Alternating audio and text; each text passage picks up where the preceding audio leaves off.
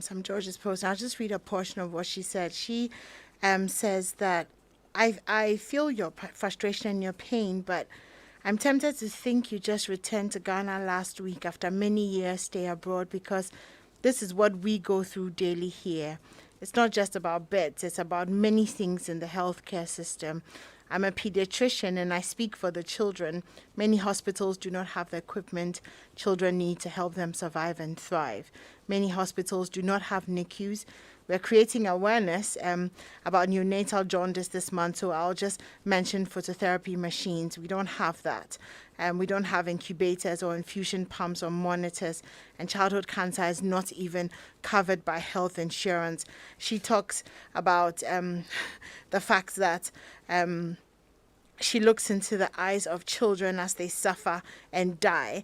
She remembers their gasping breaths, and she knows that there's things that could be done but isn't done because of the decisions and the inaction of people. And then she talks about the way forward and focusing on what can be done. And she asks about whether it's a matter of equipment or personnel. Why are there no beds? Why are there not enough hospitals? Why do you have to take children across regions to get care? Why do politicians have to get involved? Why is it about politics? Why is it about people in power?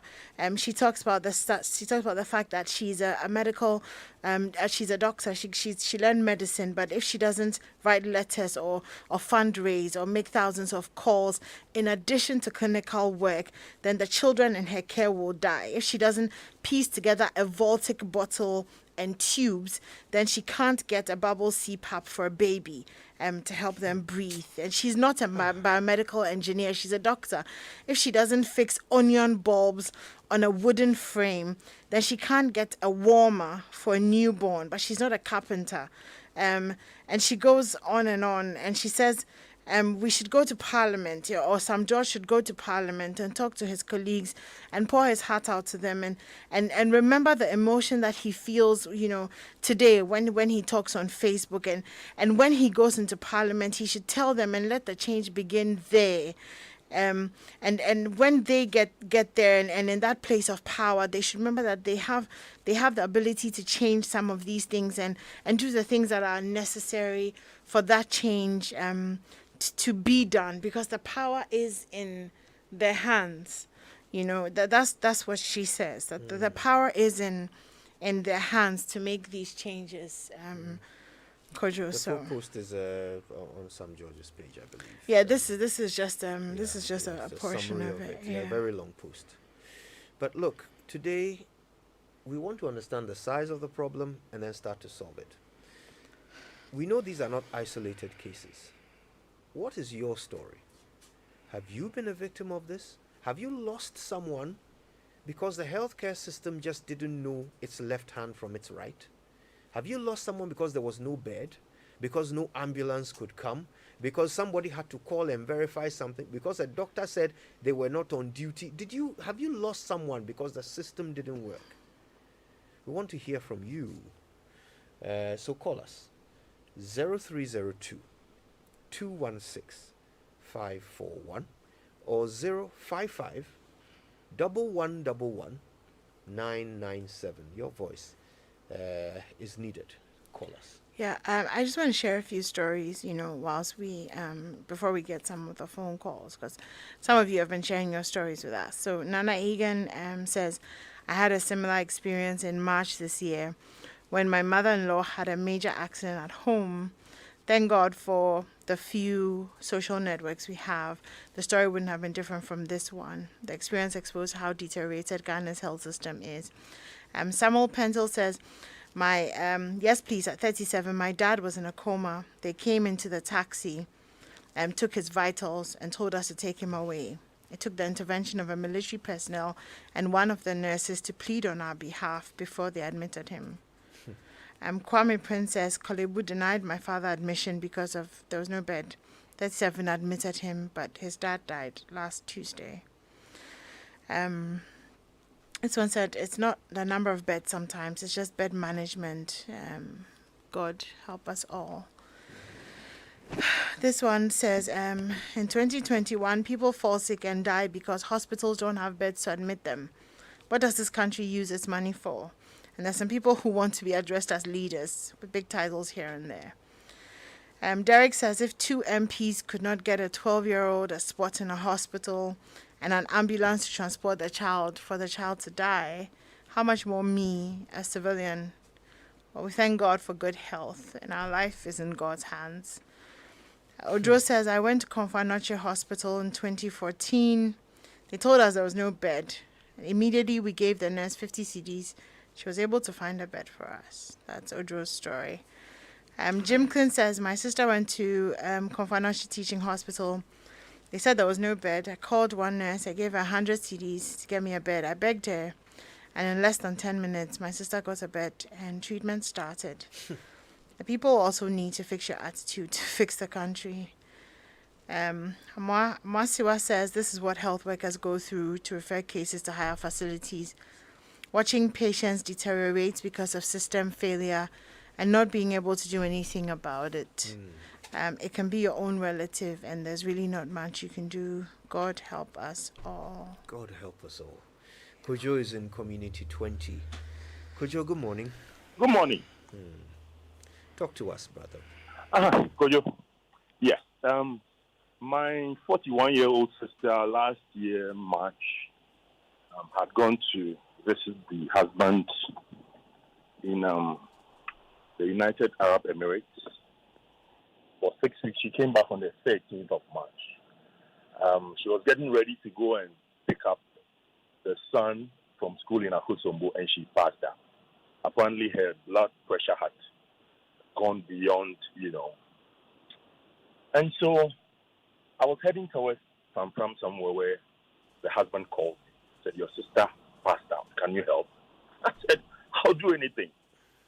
And so looking at the traffic at the time, I just called a motorbike and started calling for ambulance. Now, they live in Wager. And so instead of going all the way, I decided to head towards Ridge. Now, the ambulance service got to her and said she had been taken in a taxi already. And so I should call them back if she needs to be referred to another hospital. So I rushed to Ridge Hospital. We get there too. They come to meet me. And the nurses assured me there was a bed. Now she gets in, she's in a taxi. She's quite heavy. Getting her out of the taxi, the emergency personnel at Ridge Hospital were just standing looking at me. I was screaming, can you help? This girl is dying. They were just standing looking at me. And so I had to follow standards by to help me get her out. Now this lady's unconscious. They bring a wheelchair. And I'm like, she's slumping. She cannot sit. Why don't you get a stretcher? And so the standards by help me. We carry her into the emergency ward, and they put her on oxygen. Now, they're not communicating. I didn't realize it was even a stroke, and so they said they needed to have a CT scan of the head. Somehow, the CT scan in the new Ridge Hospital building wasn't working, and so they had to take us to the old building. And now they're saying we need to pay first. Where do we pay? You go here, you need authorization. You go here, somebody has to sign. You go here. Eventually, when we pay for the CT scan to be done, they do not have portable oxygen to move her from her bed to the old block. Now, fortunately, there's a doctor friend of mine from the US who's practiced for over 40 years who says, look, she came from home without oxygen anyway. So just get her to the CT scan. Let's get this CT scan thing done. If there's any blood clots, they can work on it. I even get the doctor on phone to speak to the doctor on duty. It was like his demeanor was like, are you the one who now bet sort of. You could tell. He just listened and wouldn't do anything. So from 8 a.m. to like midday, my sister was there on oxygen. And next thing I see, they're doing a CPR on her. They just called me and tell me she was gone. Oh. We lost a 41-year-old. So that's my story. New Ridge Hospital built. It's nothing to write home about. Wow. I'm so sorry to hear this. I mean, 41 years. I'm 41-year-old lady. 41-year-old. Imagine that. She's left behind 2 sons. Yeah. And the husband. Yeah. Wow. That's my story. Thank you for sharing that story with us. It's just another horrible example. It is, Kojo. And you see, in a part of the world, one thing we don't do very well is that when there's an issue, we don't see it to the end. We don't get the issues resolved and dealt with. What we do is to firefight it. We tell you, we're going to be dealing with it. So there's a no-bed syndrome. We tell you, we are supplying 10,000 beds, and that's supposed to be a solution. Dr. Odame actually tells us that this is more than a no-bed situation. It's an equipment issue. Lots of issues in our hospitals, in our health sector, which should be dealt with. And so, yes, this is giving us an opportunity. I've consistently said this, look, certain issues present us opportunities to deal with the challenges we have in the country, and this should be one of them. And when we miss that opportunity, we waste it. So it's only the tragedy. We experience the tragedy alone, and then we move on and wait till the next tragedy. We don't take advantage of it to solve problems, to turn things around. Kwabena is in Kaswa. Good morning, Kwabena. Good morning, Kojo. How are you doing? Well, I've had better days, Kwabena. Kojo, let's keep mine very short. I was lucky, I should say. My mother was due for surgery at Kolebu. And then we took her there. The day of admission, the doctor referred us to go to a particular ward. When we got there, I went to ask, and the nurses told me point blank that there was no bed. So I came back to tell the doctor. Luckily for me, my sister is a resident over there. So she had a relationship with the doctor, as in they were friends. The doctor went back with us to the ward. Went to ask the nurse. They still told him there was no bed. So he went around to check and saw up to about 3 beds in the ward. Oh. So he asked, what is happening here? Why are you saying there's no bed? And they said, they had reserved the bed for someone who would come on admission the next week. That day was a Wednesday. They said the person was going to come the next week. And it was going to come on a Friday. And the doctor says, no way. I'm admitting her, so I'm bringing her in. So he instructed one of the nurses to go and bring her. And that was how my mother had a bed. As if we didn't know. They were telling us to go and get a VIP worth about 1,000 cedis per night. At the time when I was preparing to do surgery. Anyway, let me finish up with one tweet I saw on Twitter. If this is actually true, then we are in a very unfortunate country. And this is what the tweet says. It says, I had the opportunity to pick up a warehouse full of new hospital beds from the USA to donate to any hospital in Africa. I contacted Ministry of Health to arrange to receive the items. I was told I had to pay all duties as well. The items have since been sent to Nigeria and cleared duty-free. This is from one Osekufo on Twitter. If this is really true, then we live in a very unfortunate country here in Ghana. Thank you, Kojo, and have a good morning. Thank you, Kwabena from Kaswa. And yes, I've seen that tweet as well. I don't know if you have. Somebody trying to bring in some beds. I have seen that. And they told him he had to go and pay duty. So he sent them to Nigeria. Yeah. You know, I've just received an interesting message from a good friend. I won't mention his name, but he's one of the heads of departments in one of the hospitals. And he says, you see our knee-jerk reaction to solving problems. Sometimes it's not just about procuring beds, but there's actually no space. Mm-hmm. I have to put women who have had surgery day 2 into chairs to make way for others, all because I don't want to send anyone away. If you give my facility 1,000 beds with the same space, you have done nothing. Population growth, same size and number of health facilities is equal to no bed syndrome. So you see, this is what we're talking about, isn't it? Mm. We are asking, where are those 10,000 beds? Yeah. Is it that they couldn't find any place to put them? Yeah. And we're just sitting around doing nothing because about they that? won't fit into the hospitals that we have. All right. Douglas is in Dansuman. Good morning, Douglas. Bobo. Hello, Douglas. Thank you for Hey, calling Bobo, us. how are you? Bro. Not bad. Do you know what I want this country to do? Talk to us. We should stop paying tax. It's very simple. We should stop paying tax. We pay tax and people die in the hospital. For what? For what? I remember when my mom was admitted at the hospital for breast cancer. I have to help someone from Burkina Faso, not from even this country, from Burkina Faso, to have a place to lay his head before the next day they can return back to Burkina Faso. There's no bed to admit that person who is coming from wherever. Let's stop being that. It's very simple. Life being lost today will never be returned back tomorrow. And we are paying tax for people who are to stand on their feet, provide the necessary things for we the citizens, but rather shed tears or pay before we be attended to. Because it's a sad morning. But to me, I wish we Ghanaians would stop paying tax. Thank you. I know how you feel and why you feel that way. But I mean, the truth is, if we don't pay tax, then if we do get leaders who can solve the problem, there'll be nothing for them to solve. Exactly, there'll be nothing for them. Yeah, And so talking about the issues that Enima raised, for instance, and that's why you asked the question: where are the 111 hospitals? Beds. Oh, the 111 hospitals. The 111 hospitals. Yeah. Where are they? Where are they? They'll be solving problems by now. Okay, so I have another story to share with you guys. This is from Morrison. He says, Jesus Christ, this issue again. I lost my mum last month because of no bed. Her pressure shot up all of a sudden in the house, and I had to rush her to private hospital at Lakeside Clinic, and we were transferred to Ridge Hospital. Upon our arrival, we were told that there's no bed, and truthfully, we saw a lot of ambulances parked containing sick people. So we quickly moved to Kolebu Teaching Hospital, and it was the same story of no bed, with no doctor available to even assist us with first aid.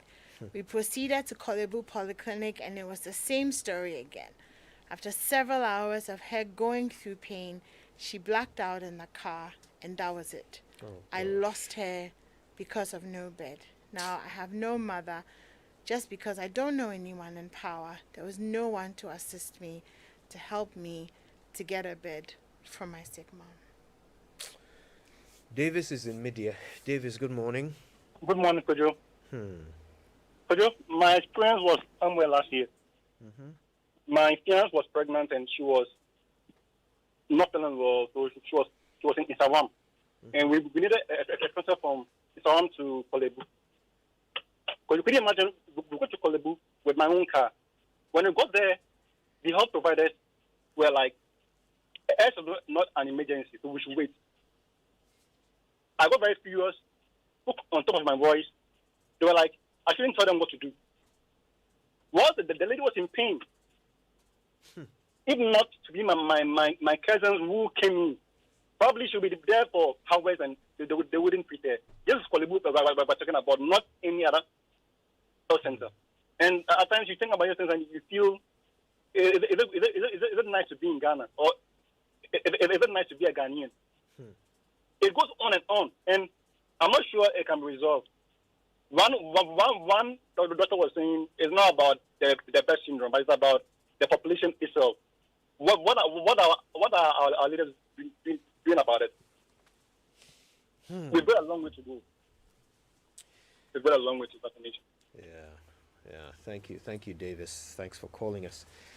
You can call us too, 0302-216-541. 055 1111 997.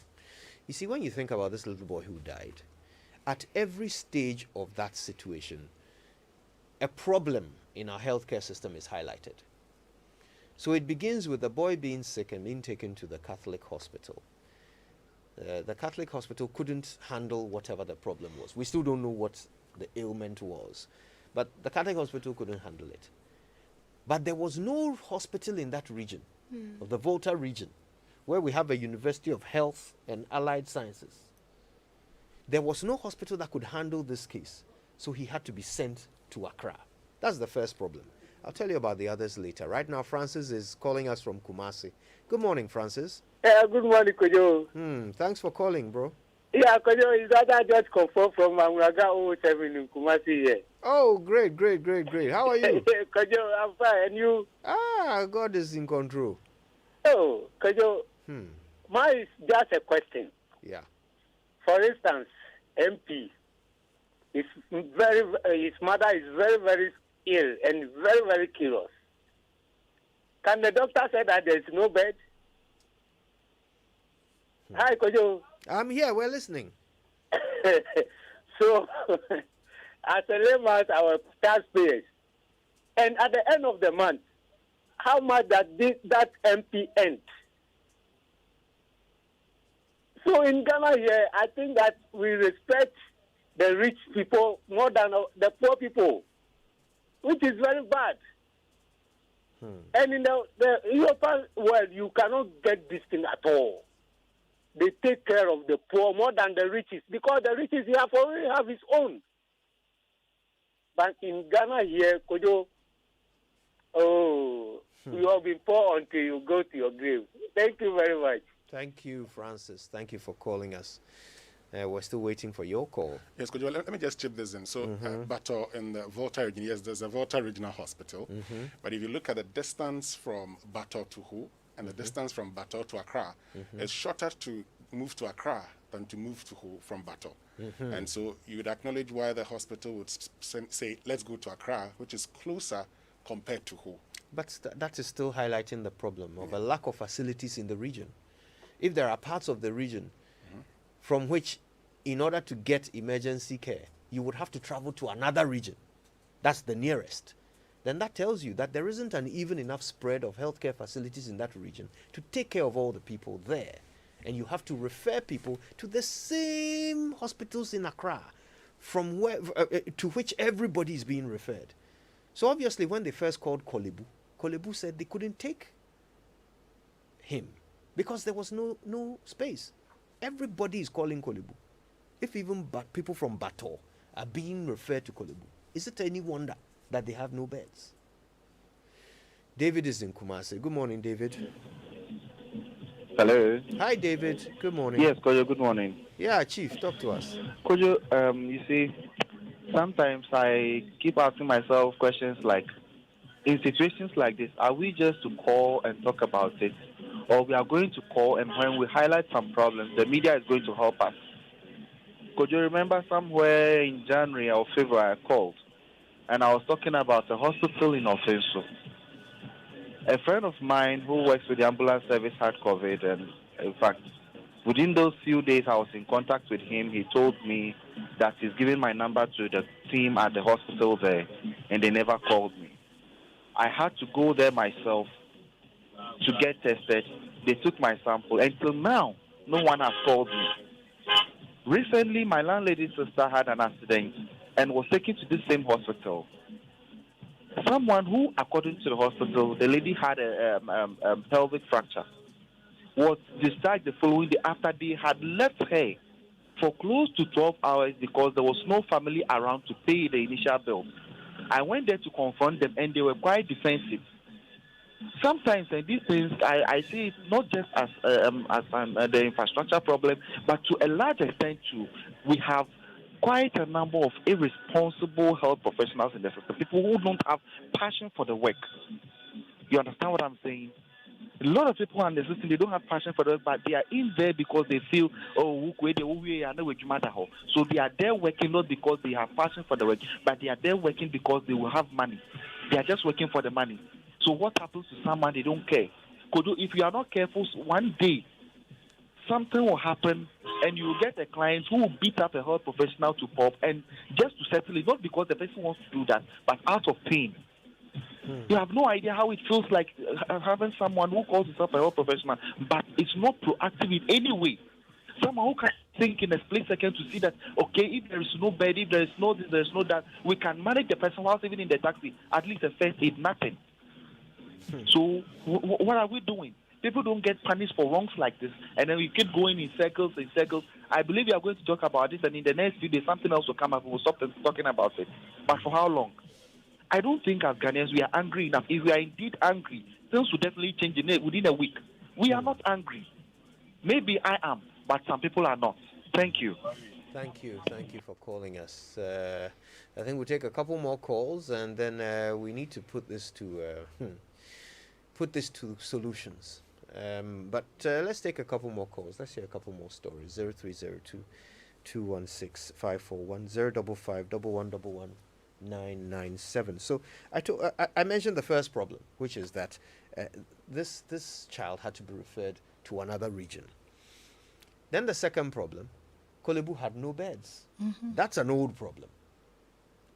So they had to try 37. 37 accepts, but then there is no system in place to log this acceptance in a way that the ambulance service can tap into without having to wait 5 hours for confirmation. Yeah. Abena is calling us from Tetekwashi. Abena, good morning. Good morning, Kojo.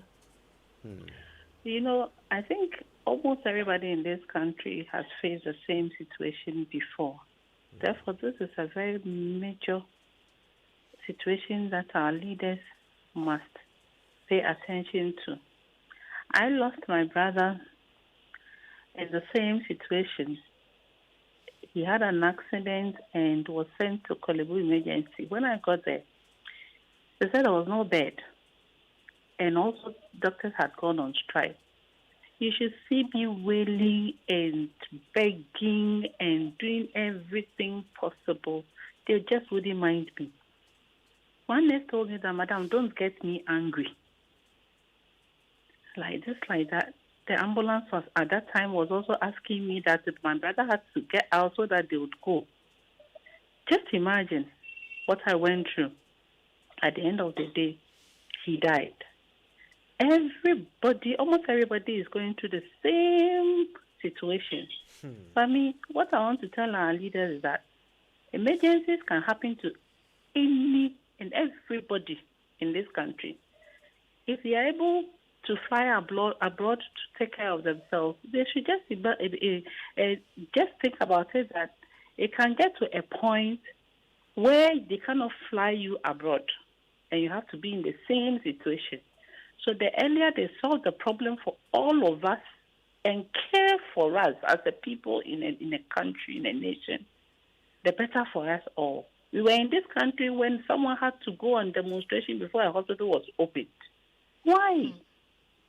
Is this too much to ask? Thank you. Thank you for calling us. Thank you. One more call. 0302 216 541 055 1111 997. So the ambulance has to wait 5 hours for confirmation from 37 that they are willing to take this patient. 5 hours. So what was happening during those 5 hours? What are the processes that our healthcare system was going through during those 5 hours of managing an emergency? An emergency. And at what point did the system simply give up? Because apparently they ended up getting a different ambulance. So the National Ambulance Service couldn't confirm, ever, even after 5 hours, couldn't confirm that there's space at 37. Then they had to start calling big men. That's another problem with our system. Alex is in East Legon. Good morning, Yes, Alex. boss. Alex, how are you? Yeah, I'm fine, sir. Talk to us, boss. Well, my problem has to do with an experience that I went through way back in 2008. Actually, my father died at a private hospital in 2008, not because of lack of bed, but due to injection overdose. I don't know whether I'm using the right word, but he was given an injection which was more than necessary, so he died as a result of that. The thing is that when he went to the hospital, he was going to undergo an operation, that is a prostate cancer operation. So the doctor supposed to give him an injection, that is anesthesia, if I'm right, to make him sleep or not to feel the pain. So that particular injection, the doctor gave him an overdose. And at that moment, he went into coma. So when he came back to life through prayers, the doctor failed to administer another injection, but he went ahead with the operation. And my father, during the operation, he felt the pain and suffered heart attack. That was how he died. So the problem we have in this country, I don't even know what to say about it. That is my problem. Was there ever an investigation or anything like that? There was no investigation. Actually, I was in school at the time, and I tried to, do one or two things, but there was nobody to help me. So I just left everything like that, and my family members too, they don't want to follow the issue. They went ahead to bury him. Wow. And nothing has been done since then. Oh dear. So if the system doesn't fail you, the people can fail you, and they'll get away with it because the system won't check and hold them accountable for their actions. In other parts of the world, if something goes wrong in a hospital, if one person dies, they hold conferences. They sit around the table and ask the critical questions because, you see, it's not intelligent to make the same mistake twice. No, it's not. So those who are interested in being intelligent, they spend the time and the effort to ensure that their system will not cause them to make the same mistake twice. As for us, we make the mistake, we talk about it. The people responsible for solving it will come and tell us the same things. And then we just go back home and sit and wait for the next occurrence of the same mistake. It's not intelligent. It's not intelligent. Our guest today, Kwame Sapon-Asidu, Dr. Titus Bill. Kwame Sapon-Asidu, of course, is a fellow of CDD. He's a pharmacist. He's a friend of the show. We hear from him very often when it comes to medical issues, particularly COVID-19. Dr. Titus Bill also has been a regular contributor, has spoken very often on COVID-19. He is the Deputy General Secretary of the Ghana Medical Association. Dr. Bayo, Dr. Sapon-Asidu, thank you for your time. Good morning to both of you. Good morning, Kojo. All right. Now, just before we take a break, I want to hear your general thoughts on the calls that we've taken so far. Just quick minute each, and then we'll take a break and come back for the real meat of the conversation. I'll start with you, Dr. Bayo. Thank you, Kojo. This is very sad, and the stories we are hearing are really sad, but the truth is that this is the reality. And I cannot guarantee that if another person has the same emergency, this will not happen again. And as a nation, we have to look for real solutions. And I don't think the solutions come with directives. It comes with putting in structures and systems. It's unfortunate, but unfortunately, we are all at risk. And this is the reality that we face. I'm on duty this morning, and as I'm going, I'm wondering at my duty, who will I be able to save? Who will I not be able to save because I just cannot even have the opportunity to save? And we go home as health workers every day with that thought in our mind. Could I have done something better? Could I have intervened earlier? What else I have done? And I think I'll for now. Thank you for that. More from Dr. Bill shortly. Kwame. I'll start with a quote. And that is, I wrote an article today, and I'm going to quote from that article. I said, avoidable deaths do not happen at the point where we get our health professionals to start playing God. They actually happen when purposeful planning and systemic reviews are not enforced, and the system is allowed to go down the path. We are hearing a sequence. I'm not here to apportion blame. I've heard people are trying to quick fix and say, oh, the health professionals, the ambulance service, this, that. A critical look at our health system tells you that all these people are victims. They are not perpetrators, and I'll repeat this. They are victims of our lack of purposeful planning. And when the conversation continues, I would explain that further. And that is why I am not sad, because being sad is not helpful. I am actually withdrawn of the problem and surprised that we've allowed it to get this bad. That's why I'll leave it for now.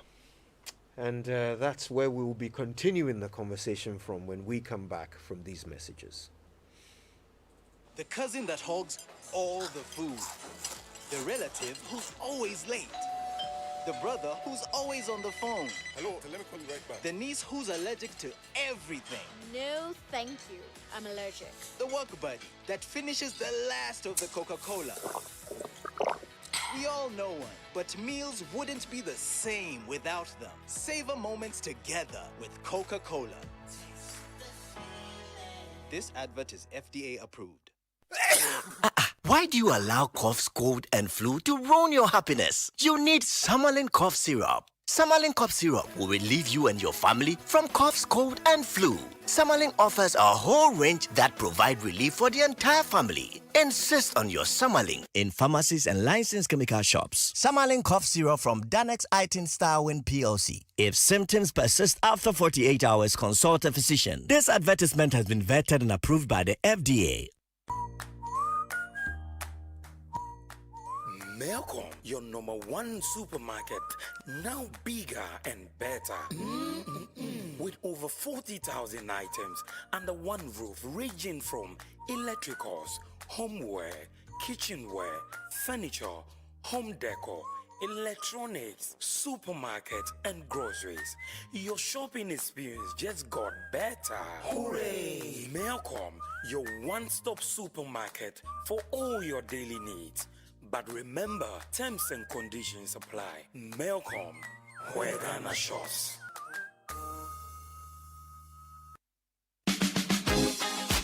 Hey, Bra Kofi, your ceiling be smooth, bright, and fine, Papa. That's an understatement. It dey blink like 80 carats white gold. This be Interface plasterboard ceilings. Smooth, bright, and long-lasting. Everybody wey dey come here, they fill am. Where they direct them go Interface Limited for world-class quality. If you're involved in new property development, renovation, or decoration, the right place for you is Interface Limited. Call us on 0274 999999 or visit our website at www.interfacelimited.net. Facebook, Interface Limited GH. Instagram, interface.limited.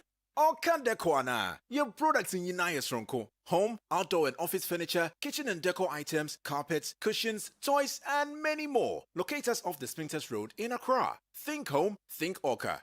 The only thing that comes close to Showmax's awesome entertainment is how easy it is to get. To stream world-class series, movies, kid shows, and more anytime. Simply go to showmax.com, sign up, and that's it. There are no contracts. You can cancel anytime. And there's a 14-day free trial. DSTV Compact and Compact Plus customers can add Showmax to their bill, and it comes at no extra charge with DSTV Premium. You've got nothing to lose and thousands of hours to view. So visit showmax.com now. Coffee in your cup. Enjoy on the set. The Super Morning Show is always the best bet on Joy 99.7 FM.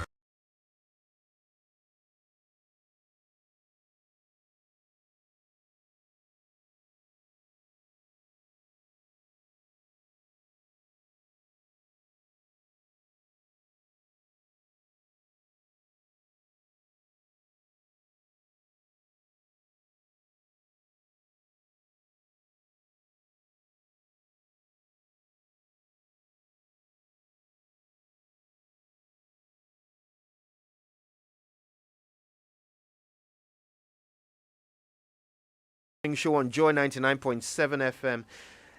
A boy died over the weekend because the healthcare system didn't know what it was doing.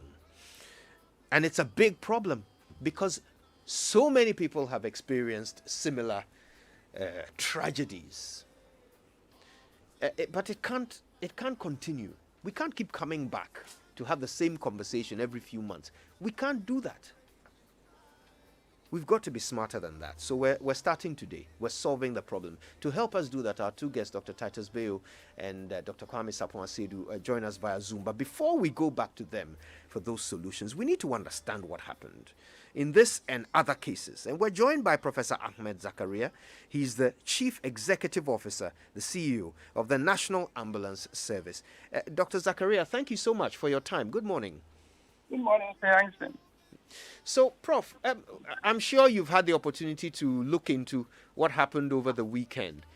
So what we are being told is that the ambulance had to verify that indeed the child was expected at 37. For some reason, we are told this took over 5 hours. Can you help us understand why that happened? Okay. First of all, I want to extend our condolences to the family of the boy who died. Now, in discussing this issue, I want us to be very objective and just discuss the issues holistically so that we look at some of the challenges that the systems have. You know, normally, it's a difference between transport of a patient and transfer of a patient. Now, the transport of a patient normally is just the movement of a patient from one location to the other.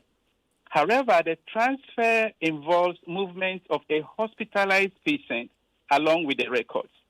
And normally with the transfer, it means that the patient is already in a health facility receiving some form of care. And for some reason, the patient needs to be moved from that facility to another facility. And later I'll explain the categories of transfer that we have. Now, you are aware that because the population of Accra has kind of the population really has outnumbered the capacity of the beds, you realize that it is obvious that you have hospitals having capacity in terms of the bed occupancy. Now, it is also not uncommon that patients are moved from one health facility distant from Accra, and they come, sometimes they have to roam all the hospitals in Accra, and they are not able to get a bed. And in some extreme cases, they are compelled to go back to the facility where the patient was picked from. Yeah. And so sometimes we need to weigh the risk of that movement versus the benefits. And so once we have very few facilities in Accra that are referred to as referral centers, you always will have to be certain that when you are moving the patient, that particular referral facility has a bed to receive the patient. And so, for example, Kolebu is the main one. If they don't have beds, then the next is Reach Hospital. If Reach doesn't have, the next is 37 and Police Hospital. So these are the major public referral centers.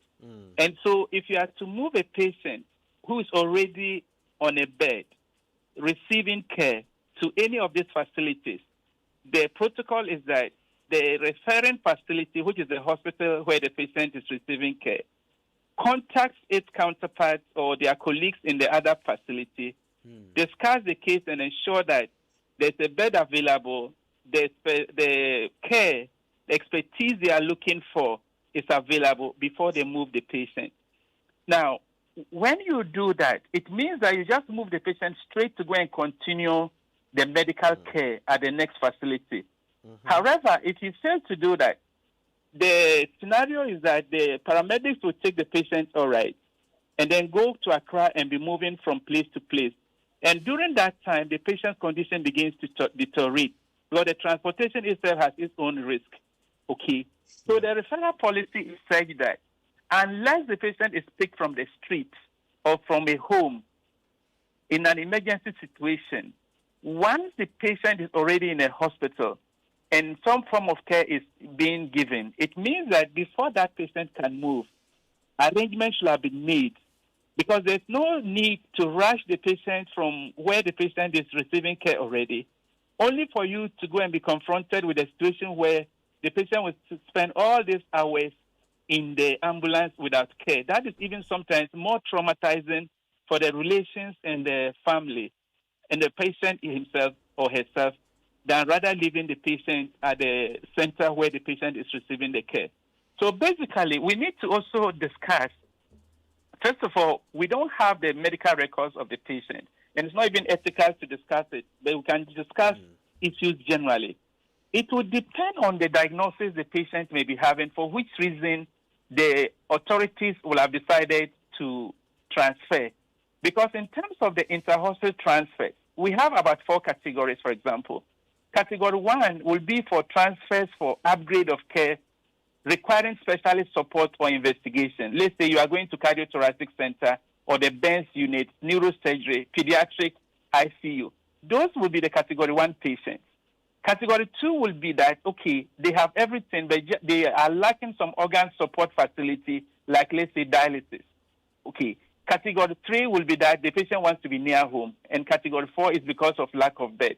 So we need to understand, okay, if it's category 1, for example, you want to move the patient to go and see a specialist. Who is that specialist? Because there have been instances where they say, okay, we've contacted somebody, they say there's a bed. They arrive there, they cannot get the name of the person who was contacted. They don't even know who really received the call, and the bed that they claim was available has already been occupied. So the best thing in the interest of the patient is, okay, the patient is already receiving care. You want to move to 37. Where in 37, if it's a case, is it pediatric intensive care you are sending the patient? Is it on the medical ward? Is it at the, the emergency? So obviously there must be some linkage between because you see, this is a teamwork. And the ambulance staff are part of the hospital that is referring. They together will have to contact the facility they are referring to, and then they will confirm that, look, we have a bed on this ward. This is the doctor or nurse who is going to attend to the patient. When you arrive, contact Mr. So-and-so or Dr. So-and-so. Once you don't make that arrangement, it means that the urgency in even moving the patient is lost, because you arrive there and all this time that the patient will have been receiving care at the bed will be used in running around trying to get a bed. And in most of the cases, the conditions deteriorate and the patient will even die in the ambulance or even just in moving the patient to the bed. And then it means you'll have just moved the patient from, let's say, Bato Government Hospital to 37, only to be told that because they could not arrange the bed, this is what has happened. Now, coming back to the realities on the ground, let's be objective and know that if you look at a population, especially in Accra, that is growing, and it grows out of the number of health facilities available, obviously you have challenges with your bed capacity. And if you look at it, Kolebu 37, Ridge, Police Hospital are the main referral ones. New ones have not been added yet. Okay, then we may talk about the University of Ghana Medical Center. Another reality that has also reduced the bed capacity is because of the COVID. Because apart from the ordinary cases and emergencies, the COVID also has blocked some of the beds that will have been available for general emergencies. And so that even worsens the plight of the bed capacity in Accra in particular. And so if you don't coordinate and ensure that where the patient is going to, the bed is available, I can assure you that they will have come all the way to Accra. And then the worst scenario we'll have been discussing is that the patient died in the ambulance because no facility was available. So for now, these are my preliminary comments. And to mention that the gatekeeper system is such that it serves the interest of the patient. Another thing we shouldn't lose sight of is that, you see, if indeed that communication existed between the facility that is referring to the other one, sometimes you don't even need to move the patient physically. If it's specialist advice, consultancy services that maybe are needed at that time, and the physical bed is not available, sometimes, especially in this time and age of technology, the patient is even helped to be managed at the bed where the patient finds himself, you understand? So that the risk of even traveling up and down is normally reduced, you know. So basically, our systems are such that the doctors, if you go to all the emergencies, are already overwhelmed because they are tackling the COVID cases, they are tackling emergencies with just limited resources and facilities, you understand? And so sometimes it is not with any evil intention that some of these issues come up. It is just because reality is that the population is growing, the health infrastructure is not really, how will I say, also growing at the same rate to be proportional. So that disproportion exists, and these challenges obviously sometimes come up. Right. So, Dr. Zakaria, help us understand. It's not the ambulance services job to make the decision as to whether the patient should be transferred or not, is it? Not at all. See, that's what I'm explaining. Yeah. You see, if you permit me just a minute, let me just explain and put this whole discussion in perspective. Right. You know, I did mention about patient transport and transfer. Mm-hmm. Now, even the transport that we spoke about, we have three categories of transport: the pre-hospital transport, the inter-hospital transport, and the intra-hospital transport. where the ambulance service is completely in charge is the pre-hospital transport, which is normally the transport of the critical ill patient from scene of trauma or illness to a hospital, okay? Yeah. And it's normally also from a transport of patients from a non-medical site to the nearest available or designated hospital. So this will be patients that would take, let's say, road traffic accidents on the road. Those ones, you don't need to ask for permission. You will have to go to any nearby facility to be able to get the patient into a health facility. Now, when you move away from the pre-hospital transport, then we come to the inter-hospital transport. This is where we are outside the hospital. The hospital authorities will now assess the patient and decide for some reason they want to move the patient. And with that one, we have even two types. We have what we call the emergency inter-hospital transport. And this is normally for cases of acute life-threatening illnesses. You understand? And this, it may be due to either lack of diagnostic facilities, staff, or even clinical expertise. I hope you understand. Then we have what we call the semi-agent inter-hospital transport. Here you are transporting the patient because you want to move to a higher level.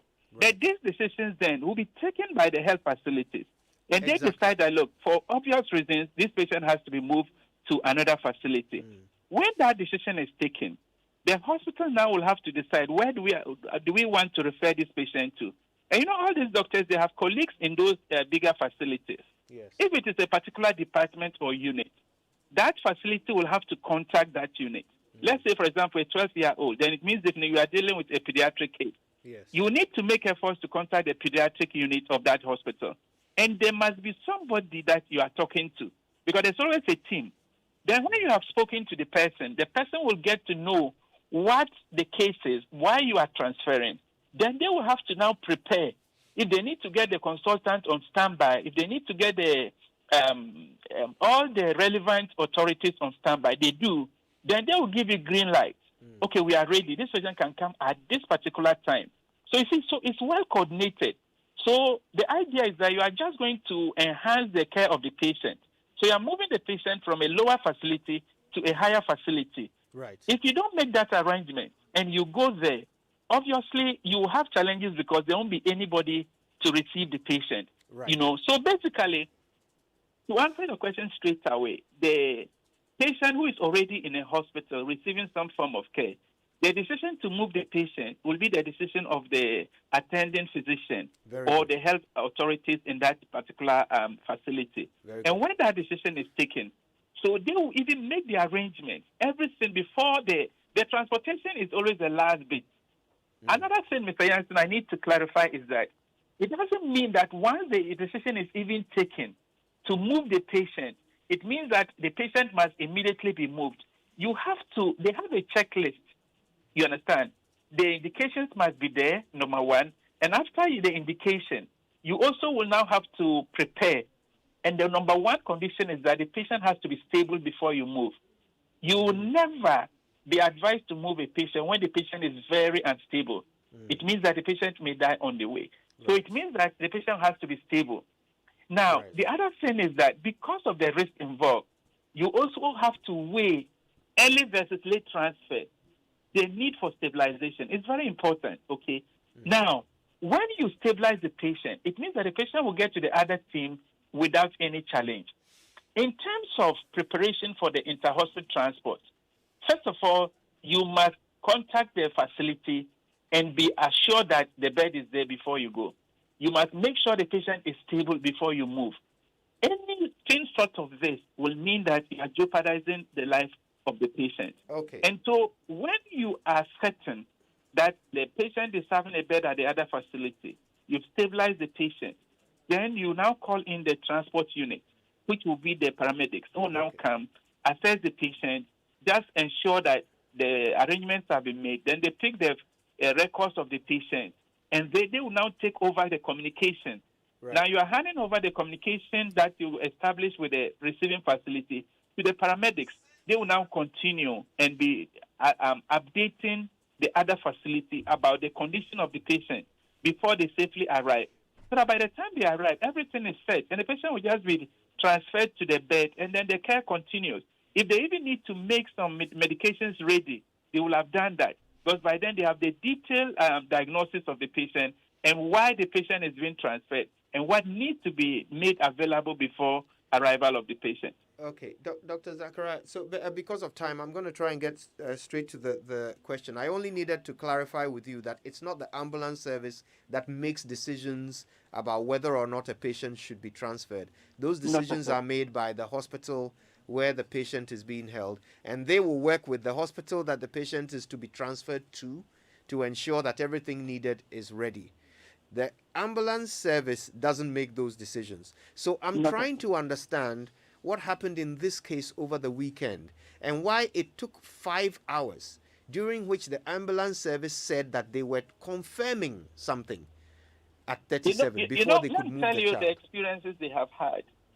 In many of the cases, some of the health facilities, because they are eager to just get the patient out of their facility, they will just say that, oh, we've contacted hospital A, and they say you can come. So then the patient is loaded immediately. Then they drive right straight to the health facility, only to be told that, okay, who did you talk to? They don't even have the name of the person they've talked to. Then the reality is that there's really no bed, not that they are pretending. The bed is full. And sometimes because that coordination is not well done, for all you know, the bed that you claim was available is also taken before the ambulance arrives. So there have been instances, I don't want to mention details because of the sensitive nature of the examples. A case was taken from a health facility, head injury. They drove all the way to Kolebu. They didn't have a bed. They moved to the emergency department of Rage. They were also, the bed capacity was full. They moved to 37 emergency, that day was full. Police hospital emergency was full. Mr. Yankton, the reality and the sad reality is that they needed to drive back to the hospital where the patient was. Before they arrived, that bed had been occupied. So they arrived now. This is a scenario where none of the hospitals that were supposed to receive could take the patient. And the hospital that transferred the patient has also released the bed because that day they were also having emergencies. The patient eventually was left in the vehicle. And normally for head injury patient, you can imagine, this is somebody who should have been in the ICU on ventilation and connected to the mechanical ventilation and life support. Eventually, we lost the patient because this issue about coordination and ensuring that the bed was there before they moved was lost. You understand? And so it's not really the issue of rushing the patient immediately from the moment they say come and transfer the patient. So it okay. should have been that the establishment should be okay. You see, Mr. Young, if that arrangement was really, really that clear as we are being made to understand, it shouldn't have taken 5 hours to even confirm. Because the truth is, if somebody is at the other end of the phone and you have made the arrangement, once the paramedics arrive, that arrangement should have been easy to transfer the paramedics. Right. But here they are in the hospital. They cannot even get contact to whoever they are supposed to be sending the patient to. And by their protocol, once it's not an emergency on the road and it's a case that is already in a receiving hospital, the patient needs to continue receiving that care. If there's a need, even the paramedics are supposed to assist at the bedside and do resuscitation and stabilization of the patient before they move, so that by the time they are loading the patient onto the vehicle, it means that the arrangement with 37, the connection has already been established. Because as they are moving, they have to continue to provide care for their patient.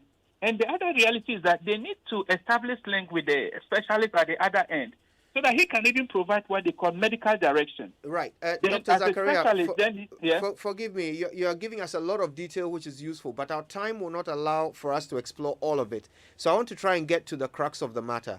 In this particular case over the weekend, this ambulance, is part of your fleet. What have you learned about the reason why it took 5 hours on this occasion to get confirmation? Once again, you see, that's what I was trying to explain.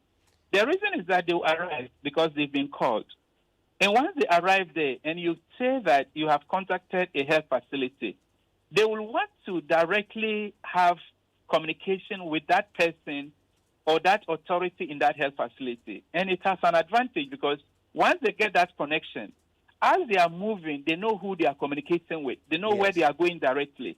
But that obviously was missing. And it will definitely take a while to be able to get that connection. So and is this normal? obviously, Does it normally take 5 hours for such a thing to be done? And you see, the problem is that once we don't have control over the facility where we are going, until the connection is made, because see, if it was moving from one ambulance station to another, it's very easy because they have each other's contact. But if it is the health facility, it means that the two hospitals should have linked each other up and connect, because we then become just an interface. You understand? Like I did explain, we normally don't take the decision to do the transfer such that we know who we are talking to. Yes. It's the health facilities, the two health facilities that will link each other up, and then we come as an interface, and then we take over the communication. Then the paramedics then now will be communicating with the health facility. But until they have that confirmation, obviously that is where the challenge will be. And I'm yet to get the full details of the incident, because normally when these things happen, they have to present a report, and we know exactly where the issues were. Right. So and we then are we yet take it from there. You are yet to discover why it took 5 hours. Absolutely. So, so Dr. Zakaria, now in 2018, then Director General of the Ghana Health Service, Dr. Nsiansare, directed hospitals and health facilities not to deny anybody admission as a result of no bed. So why would the National Ambulance Service decide that if they cannot confirm that you have a bed at a facility, they wouldn't transport you, bearing in mind the Director General of the Ghana Health Service directed that all patients taken to hospitals should be attended to, irrespective of a bed or not? You see, once again, we shouldn't confuse two things, Mr. Youngson. Moving into a ward, into a hospital, not to be attended to, is different from inter-hospital transfer. That's the point I'm talking about. You see, once it's inter-hospital transfer, it means that the patient is already receiving some form of care. And I tell you that care is better than in a mobile vehicle, because here already there are risks associated with the movement. And so once you are to move to another health facility, that arrangement is different from moving from the field into the health facility. The direction is to encourage that every patient is received in a hospital. But in this case, that directive is already been obeyed, because that's why the patient is receiving care already at Bator Government Hospital. The patient has received some amount of care up to a point where he needs to be moved to another facility. That arrangement then falls under the referral system. And that referral policy, as part of the gatekeeper system, is such that before they move, they must establish that there is a bed available at the next facility. And you see, another thing I want us to be honest about is that, you see, we shouldn't think that it's the lack of transportation that will have killed the patient. Because, see, we don't even know the diagnosis. And sometimes, if the diagnosis is such that it's so critical that the patient will even just arrive at the other facility and then the patient will die, because maybe the condition has so much deteriorated to the point that it is a dire situation. And you remember that many of our emergencies, once they are even getting to the hospital, they are in moribund state. And when they are supposed to be moved from one facility to the other, it means they are very unstable. Okay, and therefore, what I'm explaining is that directive is not in vacuum, because it also has a caveat that there must be a bed before you can move one patient from one health facility to the other. Because of what use will it be? A patient is already on a bed, is moved to go and is put on the floor, on the stretcher, on a chair. Because that facility, the idea about making sure everybody receives care, you remember that even encourage people to be nursed in wheelchairs, sometimes in ordinary chairs, plastic chairs. But you cannot take a very critically ill patient and go to a facility where the beds are full and you have to nurse the patient in a wheelchair. That's the point I'm talking about. And especially if that patient will need to move into, let's say, an ICU, for example. ICU establishment is not the same as ordinary ward. And if the ICU is not ready, it means that you cannot even move the patient, because otherwise the patient will just go and die, and that will even be more traumatic, you understand? So mostly, all these are part of respecting the system, because many a times the hospitals have even complained why they were not informed before the patient was moved. And that itself has its own problems. Okay. So we need to revisit the referral policy and the guidelines and see how best we can improve them. And when we do, definitely it will be helpful. But there will be instances that truly the system is so overwhelmed that, like even this example about 5 hours, if let's say the doctors themselves are very busy, let's say trying to resuscitate some patient, their hands are not free. It is only when they are free that they'll be able to establish the linkage with the other facility. And that is also a very common occurrence. Dr. That the Zachariah, doctors on duty are very busy, occupied with emergencies. And it's only when they are free that then they come to attend to the other cases. Yeah, forgive me for cutting in, Dr. Zachariah. I think this just proves that we have a lot more to learn from you. We would like to bring you back tomorrow to speak even more so you can talk us through Ghana's emergency protocols and we can start to figure out where the loopholes are. But for now, I want to say thank you. Thank you for helping us understand the details or the details that you have of what happened over the weekend. Let's bring in Dr. Bayo and Dr. Sapon Asiedu to wrap this up very quickly. And I'll start with Dr. Bayo. You've heard what Dr. Zachariah explains about the problem with the system when it comes to inter-hospital transfers, and the reason why the National Ambulance Service is adopting this verification system that we are told took 5 hours over the weekend. What are your thoughts on this? Kojo, thank you for the opportunity. And I just want to say that, this is a very sad development. And I think as a people, we have not made a conscious to solve our problems. I don't think we have made a conscious effort to solve our problems. I can understand Professor Zachariah's position and why the ambulance service will need confirmation before they move. But my first question is, why must this depend on individuals? Why must it depend on us calling one doctor and another? When that administrative directive was given, some of us said just a directive without any backing system will fall flat on its face. And this is what we are seeing. Why don't we have a system? Why can we not have a system where the hospitals talk to each other on a system that if you need to move a patient, right on the system, you can tell what is happening. Look, just call IT students from even secondary schools and give them a competition to develop a robust system that can help inter-hospital management of beds and referral systems. And in a week, this solution will be solved, the problem will be solved. My personal opinion, and speaking as an obstetrician, is that, look, this is happening to a kid. Sometimes it's happening to pregnant mothers with their unborn babies, and we have very bad outcomes.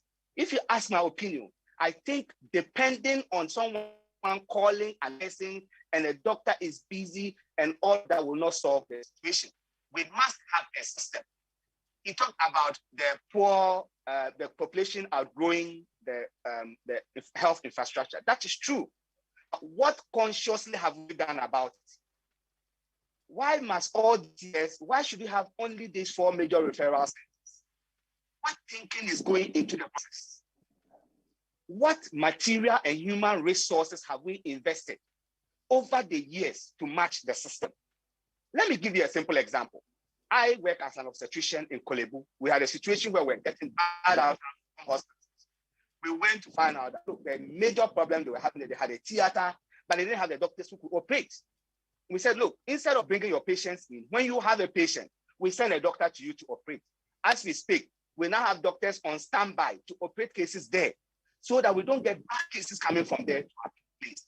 My simple solution is, who is thinking for the entire nation as far as healthcare is concerned? Our solutions are ad hoc, and they don't solve anything. We announced today we have brought 100,000 beds to fit into what system? We brought in plenty ambulances. They fit into what system? So is it out of place for us to demand that if you need, look, this is just about movement of people. Another more disturbing one is blood. As an obstetrician, I use blood a lot. Check with husband, and they'll tell you in the middle of the night, people are roaming from Kolepu to 37 to police hospital trying to get blood. We have a national blood service.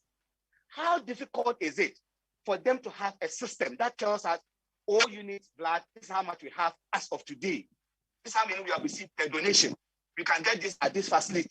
And if we need to pick up blood, why must it be the patient relative? Why can't the system arrange and coordinate to transport these things faster?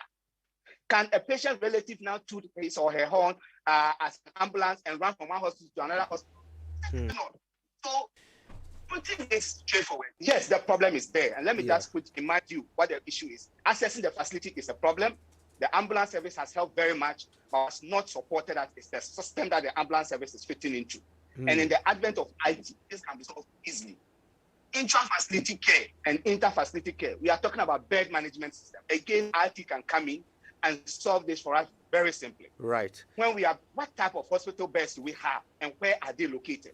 This is very different. Human resource. Is it possible? I don't know what the condition of this child is, but is it possible that if it was a pediatrician that was needed, what could there be a teleconsult to Bator that would have solved the situation?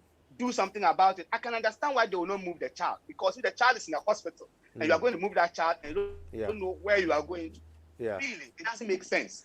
So perhaps the people there can continue resuscitating. But what can be done about it?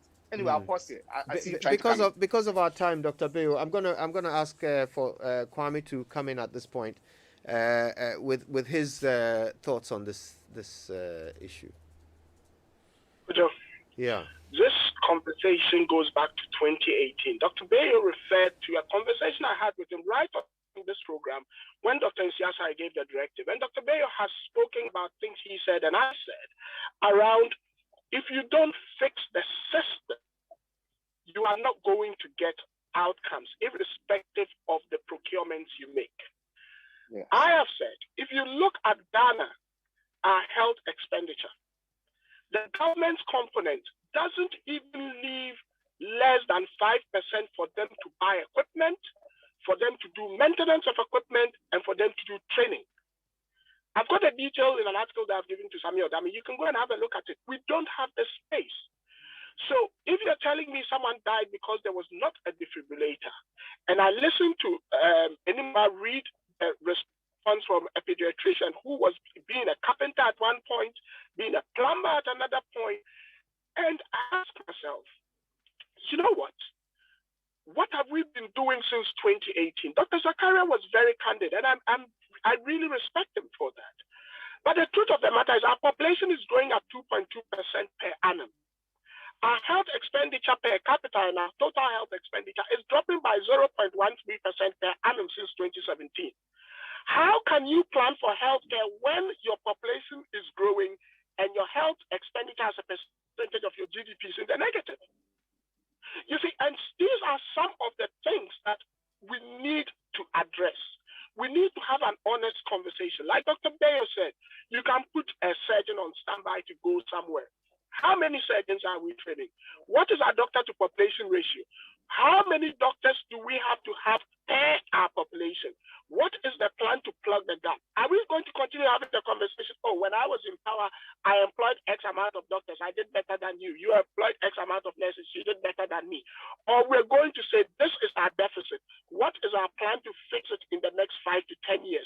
Alternatively, if we cannot fix it in the next 5 to 10 years because we don't have the training capitalization, what can technology do? How can technology come in, like Dr. Bayo said, to work out the bed occupancy, to work out the transfers for us, to decouple our outpatient departments from our secondary and tertiary care so that the doctors in there can have a lot less on their hands and deal with these high specialist care. Look, the truth of the matter is we are not thinking. And people don't want to hear this simple truth. But if anyone wants to, they can go on my Facebook wall and read, and you see how we are not thinking. We have stopped thinking about healthcare because we see healthcare not as a driver of our socioeconomic development, but a depletion because we have to pay the health personnel, train them, and pay for the health facilities. And that doesn't augur well for us. I want to thank you both for your time with us. Dr. Titus Bill is the Deputy General Secretary of the Ghana Medical Association. Kwame Sapwa-Sedu is a CDD fellow, also a pharmacist based in the UK. And we also heard from Dr. Zachariah, who is the CEO of the Ghana ambulance, the National Ambulance Service. Now, I want to say two things just to summarize what we've heard today. The first thing is that we've been told that it's because of a lack of purposeful planning. Lack of purposeful planning. All these problems could have been avoided if someone had planned some time ago. The second thing I want to raise is the question, cui bono? Who benefits? It's not that we're idiots. I don't think we are.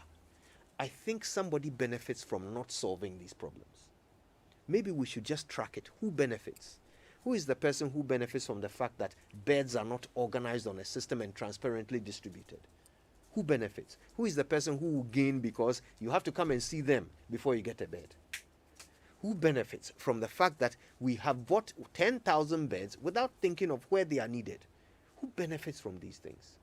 Maybe we should have a system where our politicians and leaders are not allowed to seek medical care outside. Maybe that will force them to fix ours. Well, Kojo, very important questions you've asked now. But coming up right after these messages, our friends from the Institute of Chartered Accountants Ghana are joining us here on the Super Morning Show. Stay with us. We'll be right back. Joy 99.7 FM. What would you do if you have the choice to do anything in life? Build your dream house, take very good care of your family, and plan for a comfortable retirement. Plan a befitting funeral for your loved ones when they depart. How would you live if you knew there was a friend